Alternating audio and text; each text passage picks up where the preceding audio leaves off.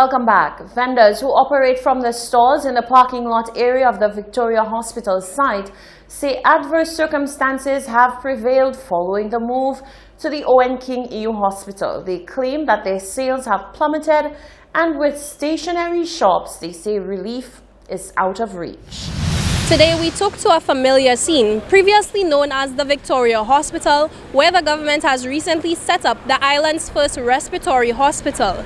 However, there have been implications to the move of the General Hospital to the new OKEU facility, where we see vendors who are housed outside the facility seeing no customers for extended periods. Today we spoke to them to see how exactly they have been impacted by this move. All three of the vendors are there. It's not good for us at all. It's bad for us. It's not good. Less people coming here. So how has that impacted your sales? Do you see any persons coming up at all? No, one or two, but not much. One or two that come in, and that's it. Before it was good, but right now as they move to the new hospital, it's not good. And I'm thankful for whatever I get, you know. If it's $1 I make, it's okay. But, you know. We hope to see relief for these vendors during the trying times which have unveiled after this move. For 7 News, I am Jaco Wooding. The U.S.'s top infectious disease doctor has warned senators the coronavirus will spread if the country opens up too soon. Dr. Anthony Fauci said if federal guidelines to reopen are not followed, little spikes will become outbreaks. He also said the real U.S. death toll is probably higher than the official figure of 80,000. His message is at odds with the upbeat tone of President Donald Trump, who is keen to get the economy going again. Dr. Fauci was speaking via video to a Republican-led committee of the U.S. Senate. He was referring to the White House's Opening Up America Again plan, which includes 3 14-day phases that states should consider implementing as they allow schools and businesses to reopen. Several U.S. states already started reopening their economies, having infection rates that are rising and not falling. In other news, Russia has confirmed 232,000 cases of COVID-19, the second highest toll in the world after the U.S. In the last 24 hours, the country has reported over 10,000 infections, the 10th consecutive day that the number has been above 10,000.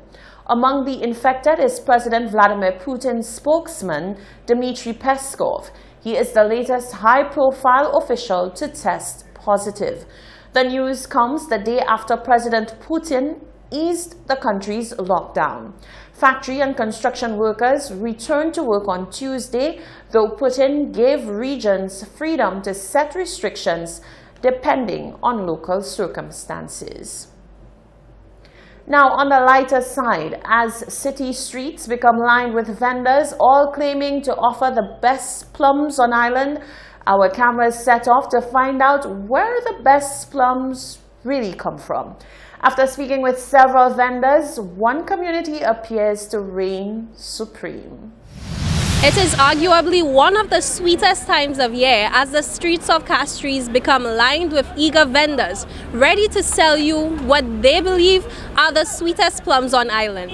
But we wonder, where do the sweetest plums really come from? Today, we took to the streets of Castries to ask those very vendors. Here's what they had to say. I have the best plum on the island, very sweet. And mostly everybody that buy, they come back and tell me it's very sweet. And where did it come from? From Choiseul, the land of the Shabins.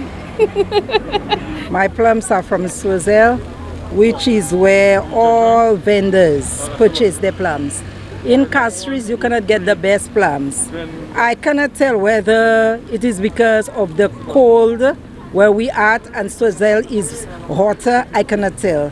But I can tell you the sweetest plums we do get is from Choiseul. And my plums are the sweetest plums. Pli vocal te pil nan se isi ay sorti.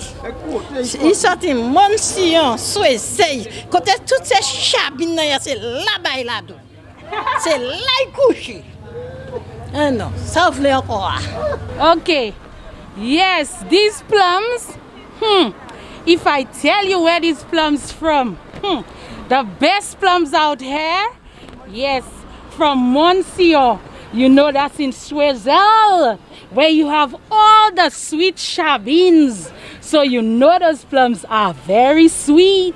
Today we found sweet plums and amazing customer service here in the city of Castries, where vendors not only sold you the plums but ensured that you had them sweet and fresh, ready to be eaten right on the city corners. Now, it's time for a taste test because vendors are of the strong opinion that the sweetest plums really do come from Monsieur Choiseul.